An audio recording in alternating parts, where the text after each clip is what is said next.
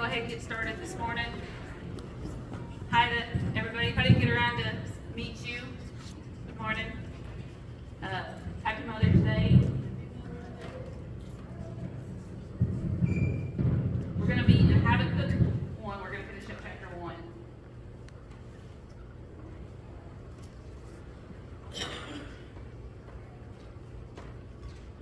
Before we get started, we're going to go ahead and open up in prayer. Paula, you want to open us up in prayer?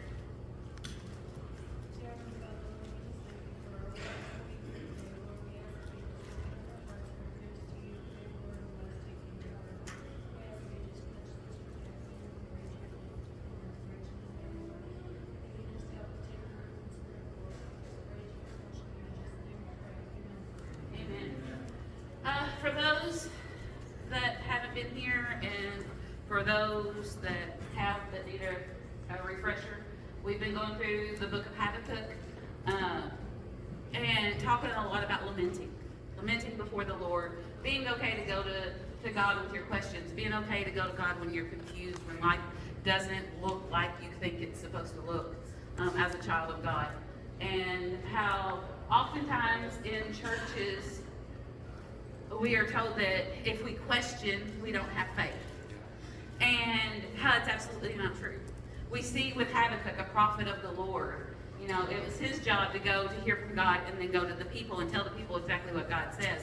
But Habakkuk, before he did that, made sure that he went back to God to get his questions answered, because he did not understand what God was doing. He didn't understand. And he started out lamenting before God. How long, God, are you just not going to do anything? I've been praying and I've been praying and I've been praying and you're not doing anything. How long are you going to keep doing that?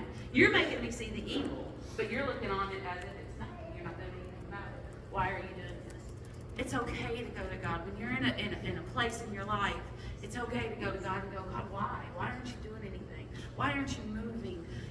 That's not a sign of a lack of faith. That's a sign of faith, because you're going to God, right? And we see God answer, and he answers, and he says, you think I'm not doing anything? Well, look past your own nation. I'm doing something. You're not going to like what I'm doing. He said, I'm doing something so great that if I told you, you wouldn't believe it. But here, let me tell you anyway. And he's right, because what's Habakkuk do? He ends up going back to God and going, God, I don't believe it. I don't believe this can be. I don't think I heard you right. Right? But God says, I'm doing something. I'm fixing to bring the nation of Babylon, the Chaldeans. You see how they're sweeping the world. They're taking the nations by storm, ravenous as wolves, and they're about to come after you. And they're about to take you. And so that's where we're at in the book of Habakkuk. We're going to start with verse 12. But Habakkuk now has a problem. Right? He went to God and he said, you've been inactive. You haven't been doing anything. What's going on here, God? Right? He's lamenting. He's pouring out his heart. And God says, I have. And now his problem's not God's inaction, but it's God's actions don't seem to be lining up with his knowledge of the character of God. Right? And so what's he going to do? He's going to go back to God. And that's what we should do. Right? He doesn't run to... Listen, I'm all for your prayer partner, your accountability partner, that one person in your life that you can tell anything and they're not going to judge you. They're going to either sharpen you or they're going to console you, right? I'm all for those. But he didn't run to Jeremiah, right? He didn't run because they were prophets at the same time. He didn't run to them. He didn't run to, the buddy next door and going, I don't know what God's doing and this is... No, he ran to God. And that should be our first response, right? And so that's where we're at in verse 12. We're going to read the rest of this chapter and then we'll come back and kind of see the best way to handle when we don't understand what God is saying and what God is doing. Because often our theology of God, which is our study of God, who we believe God is, his character, that's our job, is to study God, to learn him. Well, that often doesn't equal our experience with him. Right? When we have to make our experience with God and who we know his character to be, what he has told us about himself, how do we sometimes make those align? Right? verse 12, he says, this is Habakkuk talking. I'm reading out of the ESV. This pericope is labeled Habakkuk's second complaint. So we see that this isn't, well, I complained once and I'm done. God will just have to, no, he goes back to God. And he says, are you not from everlasting? O Lord, my God, my Holy One, we shall not die. O Lord, you have ordained them as judgment, and you, O Rock, have established them for reproof. You, who are of purer eyes than to see evil, and cannot look at wrong, why do you idly look at traitors, and remain silent when the wicked swallows up the man more righteous than he? You make mankind like fish of the sea, like crawling things that have no ruler. He brings all of them up with a hook. He drags them out with his net. He gathers them in his dragnet, and so he rejoices in his gladness. Therefore, he sacrifices to his net, and he makes offerings to his dragnet, and for by them he lives in luxury, and his food is rich. Is then he to keep on emptying his net and mercilessly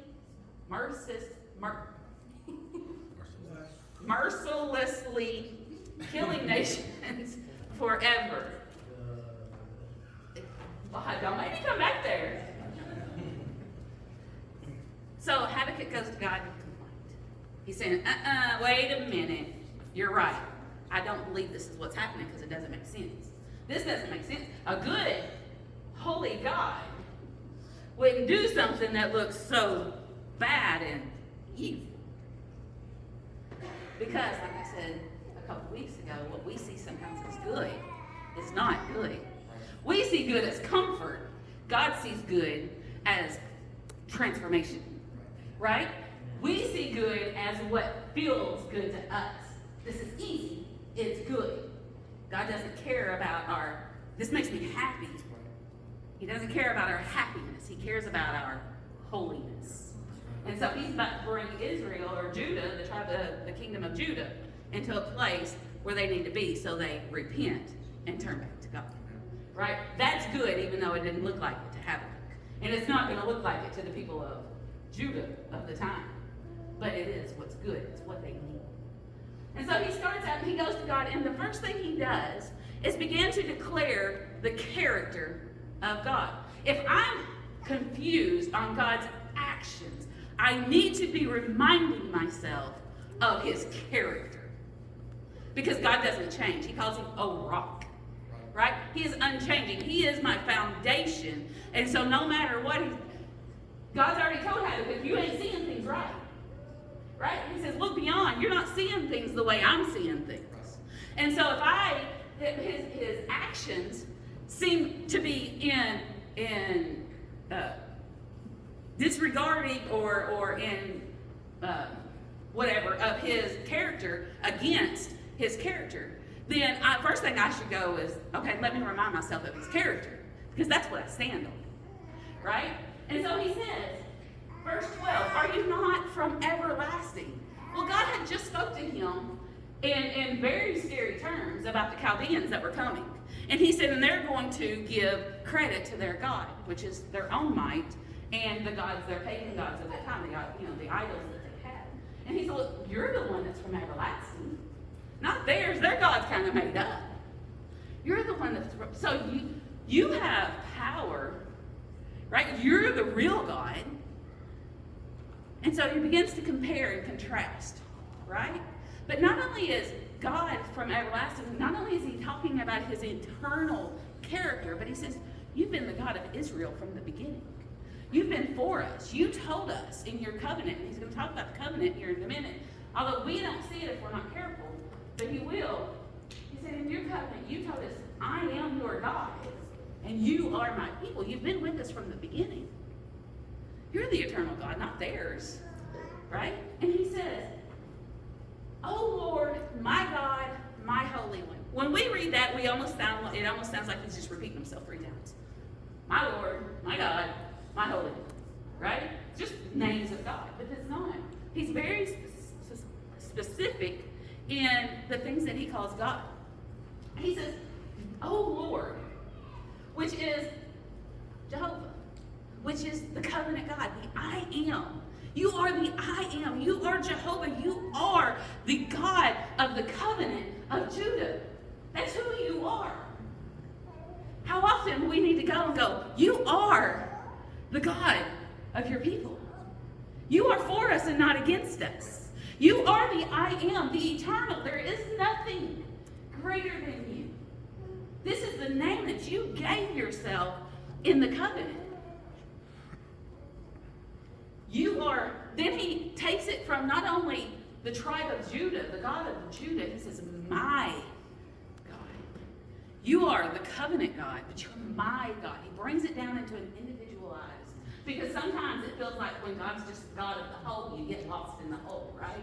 You get lost in the midst of that great bigness. Because if one person goes out, he's still the God of the whole, right? But no, he says, yeah, you're the God of the whole, but you're also my God. My God. My Holy One. He brings in his holiness. The holiness is literally how we're able to approach God, right? Sometimes we think of it backwards and we think because of his holiness I can't approach him because I'm so sinful, because I'm not holy as he's holy. But that's not what the Bible teaches us. Psalms 22 talks about, in fact, it's verses 3 and 4, it says, you are holy, enthroned on the praises of Israel. Our ancestors trusted in you, you rescued them. They cried out to you and were saved. They trusted in you and were never disgraced. Because of his holiness, I can trust him. Because of his holiness, I'm saved. Because of his holiness, and this is what Habakkuk is proclaiming, is the holiness of God. Right? And that holiness is what trips him up here in a minute. And we're going to see him turn that and go, wait a minute. But because of this, I don't understand that. Right? But right now, he's just proclaiming. What he's proclaiming to remind himself of who God is. But he's also kind of proclaiming to remind God of who God is. God, you said. God, you promised. God, this is what you have said. And so it gives us a foundation, but yet we're able to go to God. There's another man in the Bible who, when he disagreed with the actions of God, went to God and began to proclaim who God was. Totally different heart, but it was Jonah. Yeah. Jonah said, I didn't want to do that because I knew what you were going to do because I know your character, and I didn't want it to happen. Right. But his was a sinful heart, right? His was a heart that didn't want to see God's goodness in a nation because it was his enemy. Habakkuk's is a heart that says, I don't understand. Jonah understood. Habakkuk doesn't understand, but he still begins to declare who God is. Because that's always the first thing we need to remember. Because when I'm going through the storm, I often forget the goodness of God. Right. I often forget the power of God. Yeah. I often forget his promises. Yeah. And I'm just out there floundering, going, I don't understand God, I don't understand God, but I'm not thinking about who he truly is. In me, in my life, in my nation. Habakkuk goes to God and he says, hang on. We will surely not die. We shall not die. This is right back to that covenant promise. This is based on the covenant. Me, it sounds like he's whining, we're not going to die, are we? But when I got to really digging into it, no, he's declaring the covenant promise of God to God. He's reminding you. Why? Because the covenant, the promise that God gave, started with Abraham. And he said, your seed, all of the nations will be blessed. The whole world will be blessed through your seed. Now, we know he's talking about the Redeemer. We know he's talking about Jesus, right? Everybody knew he was talking about a Redeemer coming. So the nation began to look for a Redeemer that was coming. God later on said, hey, not only is it coming through the seed of Abraham, it's coming through the tribe of Judah. We're going to get a little more specific. And then not only is it coming through the tribe of Judah, it's coming from the house of David. Right? So what would have happened? God just went and told Habakkuk, hey, Chaldeans about to wipe out your nation. Just like they have done many other nations. What would have happened? What Habakkuk sees is total annihilation. What would have happened? Remember, this is the kingdom of Judah. Right? The house of David's in it. What would have happened? They just watched Israel 100 years ago get exiled by the Assyrians. And that kingdom is now known as the lost tribes of Israel because they just scattered. They dispersed, right? They never came back to take the land. So if Judah was to get exiled and end up like Israel, do you know what's going to happen? God's covenant promise cannot come to pass. His covenant promise is now null and void. And he's saying, so we can't die because you've made a promise. You have said the Redeemer's coming. You will save us. But now you're saying we're about to be destroyed. That can't be. That can't be. It doesn't work that way. So you can see the turmoil that Habakkuk's in. Why he didn't just start running and telling everybody and causing chaos and panic. Can I tell you something? The house of the Lord, the people of God, is not a place for chaos and panic. That's right. It's not a place for chaos. Boy, we do it all the time. We cause so much chaos. But that's not what we're for. We are to stand on the rock. And that's what he calls him just right after that. He said, you've ordained them. You're all powerful. You're all almighty. You, O rock, have established them. You don't change. So I don't understand it, but I'm declaring who you are. I read a commentary, and I just want to read this because I think it's so good. And it's just the tone that he gives Habakkuk. All he's doing is restating what Habakkuk says here. And he says, in horrified shock, Habakkuk cries out, we shall not die. That cannot be, oh God. That would contradict your own self-revelation to argue, your own nature. And at once he begins to complain, to argue, and to debate with God. Are you not from everlasting? Are you not the eternal I am that I am? Have you, the unchangeable, changed? O Lord Jehovah, the covenant God, shall your promise of a Redeemer remain unfulfilled? Your covenant be broken by you? My God, my strong, omnipotent God, has your power to do what you have promised suddenly failed? My Holy One, has your hatred of sin and Satan ended? Can you permit your enemies to foil your eternal plan of salvation? Can you permit your people to perish, and with them all hope of life and salvation to be annihilated? Shall we as a nation really die? Shall with us all mankind hopelessly die eternal death, suffer hopelessly, endlessly, eternal damnation? That's the voice of Habakkuk, just while he's declared who God is. You see the turmoil. We've all walked through paths in our lives, right? Where we're going through that turmoil. And we're just calling out to God. Don't think that because you're doing that, you're outside of faith. Habakkuk goes on. So he has talked about the holiness of God in this situation. And he says, you who are of purer eyes than to see evil cannot look at wrong. Now, I've heard this verse. I will try to bring up any misused verses when we pass them. This is one I have heard quoted to say a whole lot of things, to make, I think, a bad theology of God. This is Habakkuk saying, hey, you're too holy, sin separates. Right?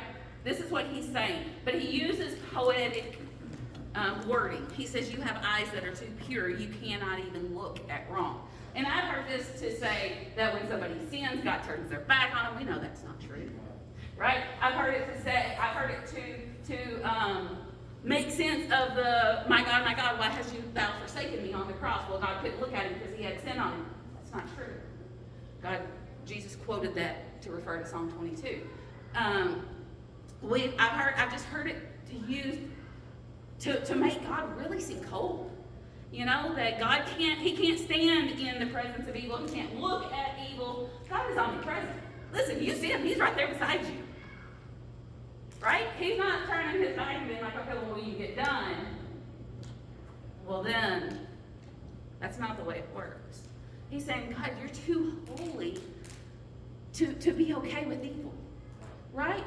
You're talking about using evil, and I'm saying you're so far holy that there should be this separation between you and the evil of the Chaldeans.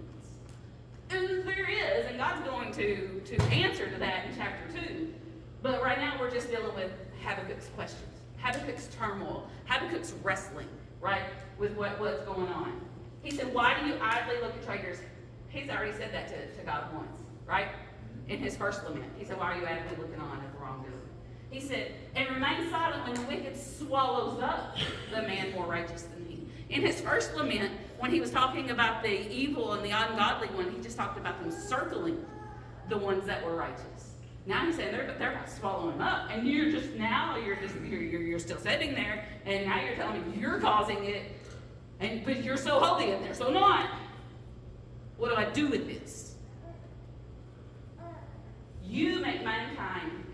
So he's talked about the holiness of God. He's about to talk about the helplessness of the people. He said, you've made mankind like fish of the sea.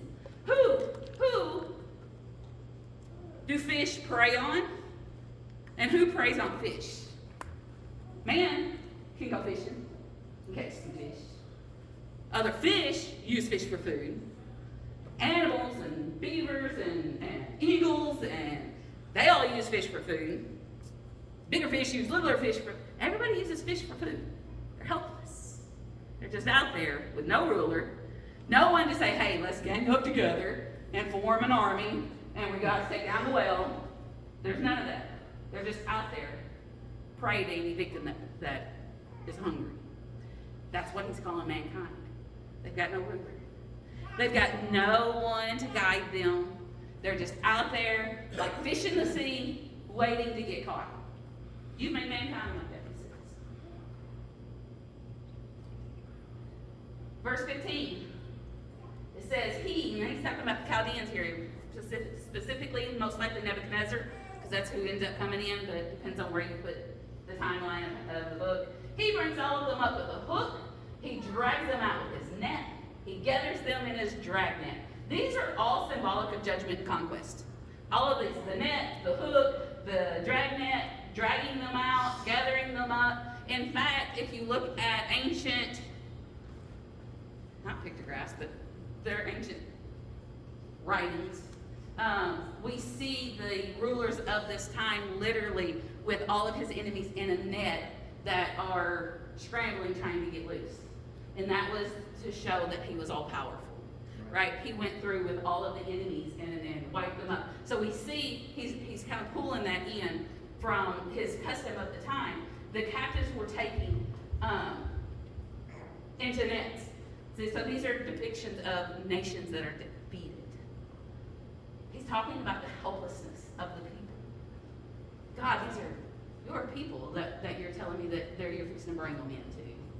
And they've already captured and put in nets all of these other nations. Your people, you're just going to leave them helpless? I mean, is that my almighty God? Is that my all-powerful God? What do I do with that? How do I handle that? Like, how do I reconcile that in my mind?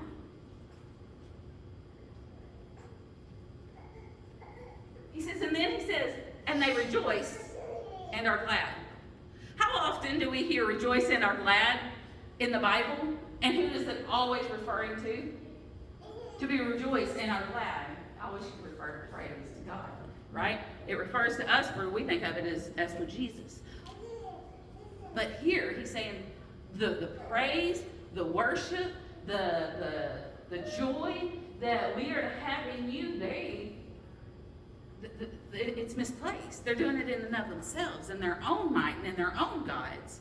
They're rejoicing and are glad. That's saved for you. And they're giving it to their idols. How can this be, God? How can it be? And then he begins to talk about the haughtiness or the cockiness of the enemy.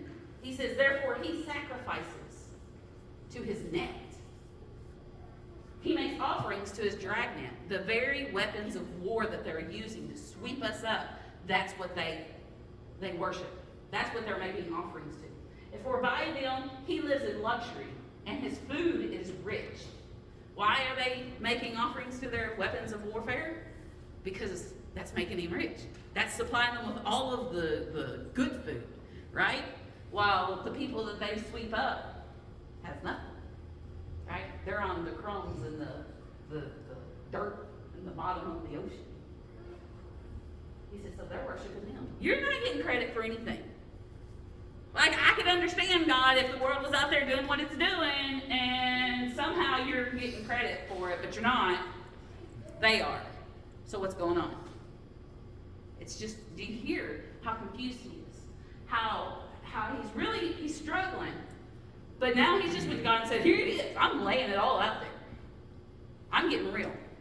We need to get real with God.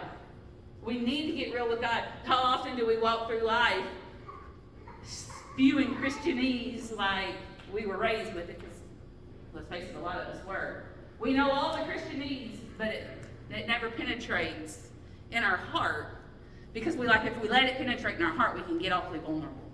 Right? So I can go through a hard season. And the darkest season of my life, there was a time in my life, it was dark. I could not, I tell people all the time, I relate to the man in the tombs of Gadarenes, because he was surrounded by death and darkness.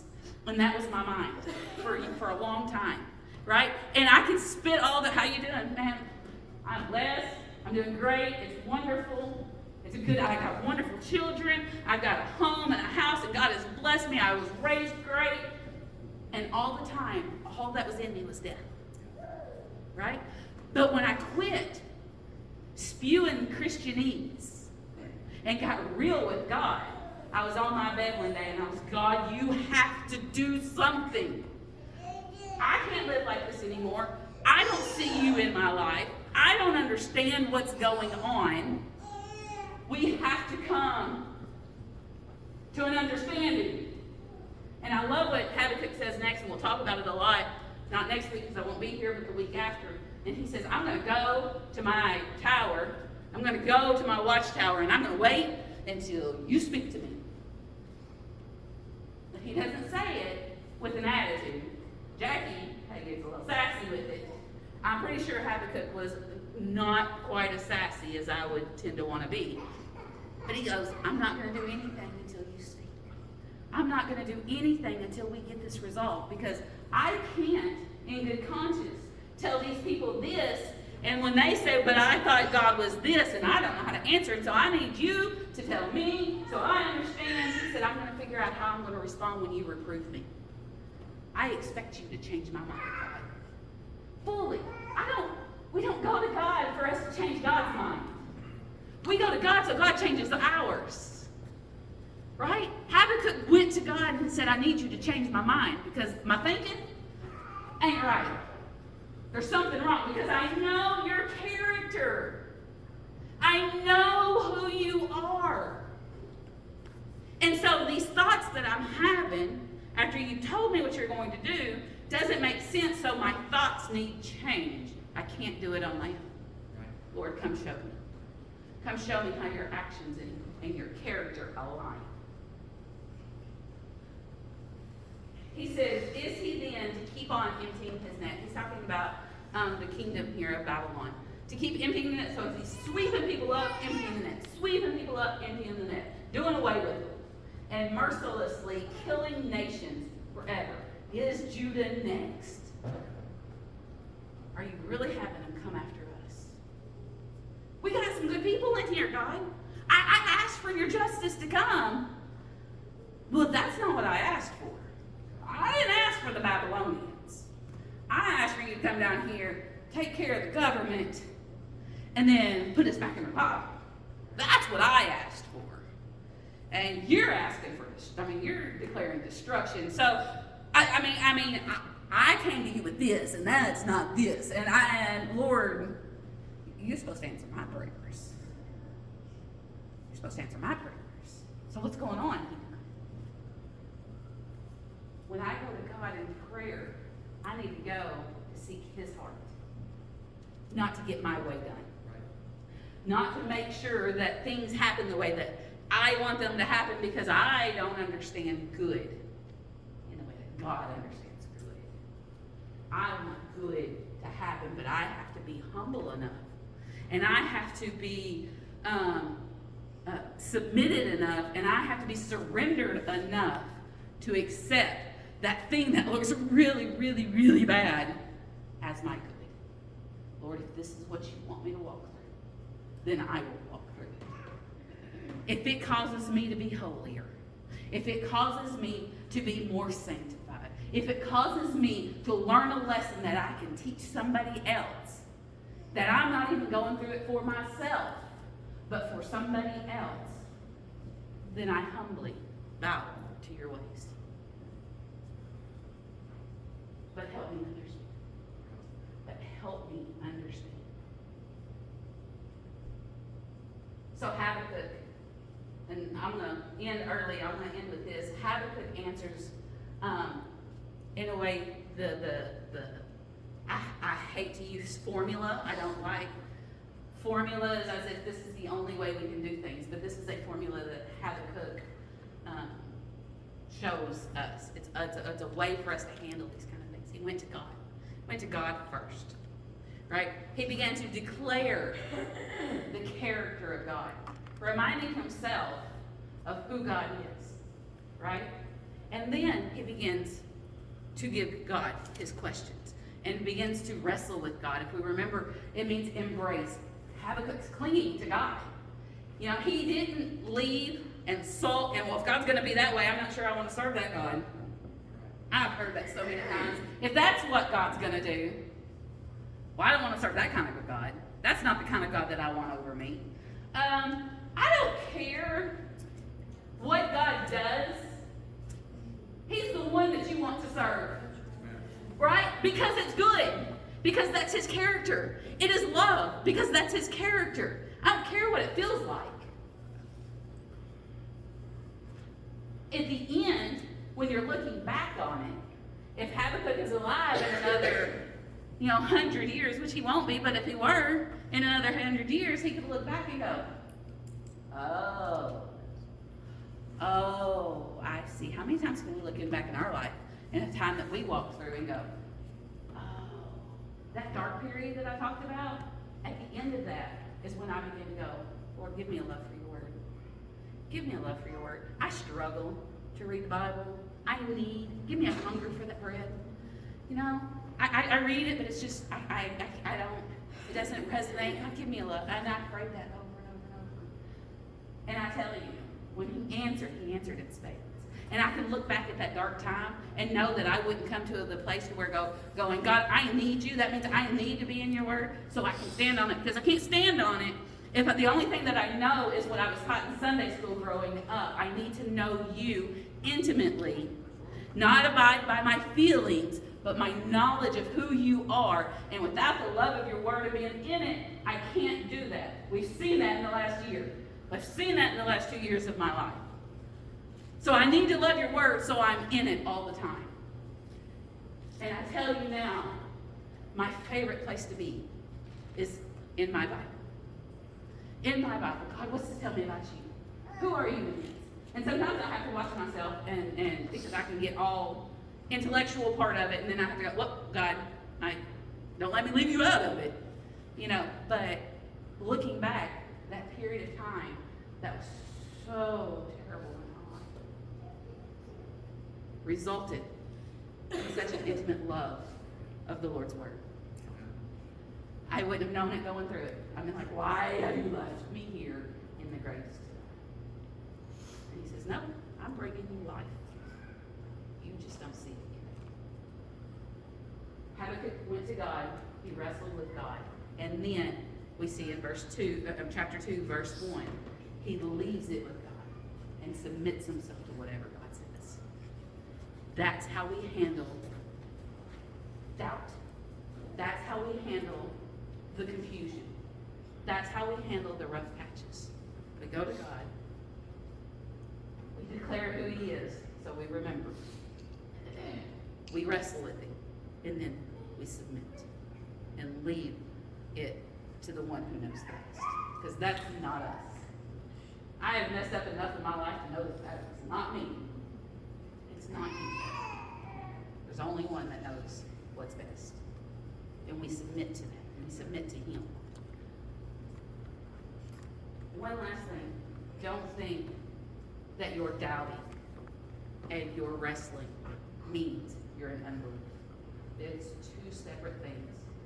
There's times I doubt certain things. Lord, I don't, this sounds weird.